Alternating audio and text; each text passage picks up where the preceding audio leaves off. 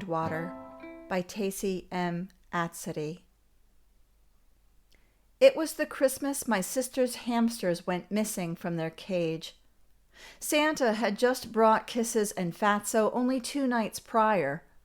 The cage was knocked over, but we didn't put 2 and 2 together until her cat Mushy came out of hiding a few hours later. I mean, we weren't for sure, but we suspected. And my sister just cried. Though we were young, we were no strangers to death. It didn't help that we were so close to it all the time. Just over the small wall to the east of our house sat a funeral home, chapel of memories. The deluge of trucks and cars coming and going from next door and even in front of our house became so commonplace we hardly noticed it anymore. Someone, we learned, was always grieving.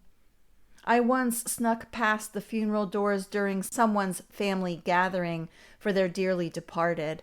I wanted to walk the room with empty coffins.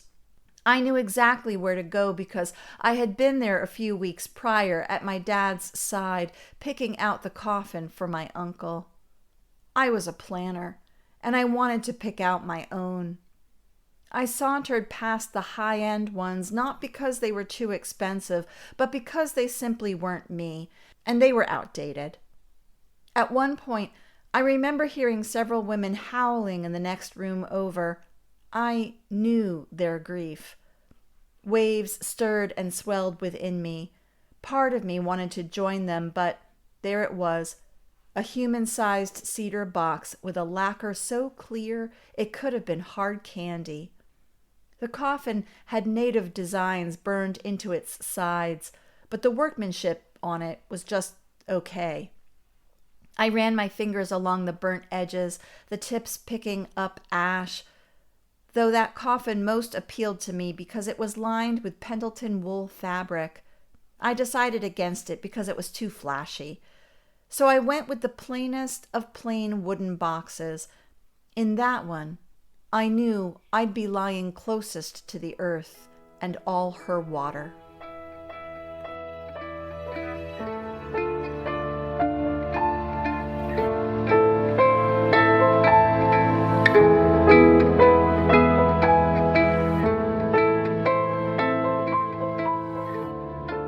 I'm madly in love with your poem, Groundwater. Oh, okay. I love that poem. And I love it in connection to the poem you shared with us today and in thinking about a Dickinson context as well, because I love the speaker who wants to be closest to the earth. And if I can I'll just give a very inadequate rundown, but a prose poem that kind of has everything. It's slightly humorous, it's poignant, it has grief. And yeah, this speaker has a funeral home just over the wall from her house. And she goes to pick out her own coffin because she's, quote, a planner. And so I just was so touched by everything about that poem. And I really want folks to read that and think a little bit Dixonian. Do you want to lead them anywhere with that, or do you not see a connection there? Oh man, I want to know what you think.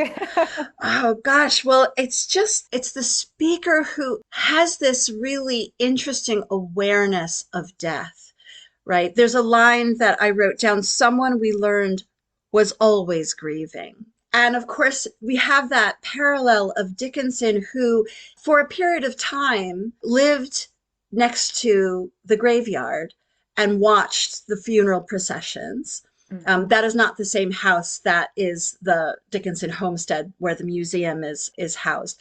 But she had this daily reminder of what was already so present in her world, which of course was death. There's this real ingenuity, I feel like, to the speaker as well, this kind of mind that kind of sees it all. There are women wailing in the next room, and oh, maybe she'll go to them. Oh, but no, that wouldn't work. And so I feel a wisdom in that speaker. And of course, the poem begins when, was it hamsters? The Mhm. speaker's sister's hamsters are missing. and we're not going to point fingers at the cat, but just maybe.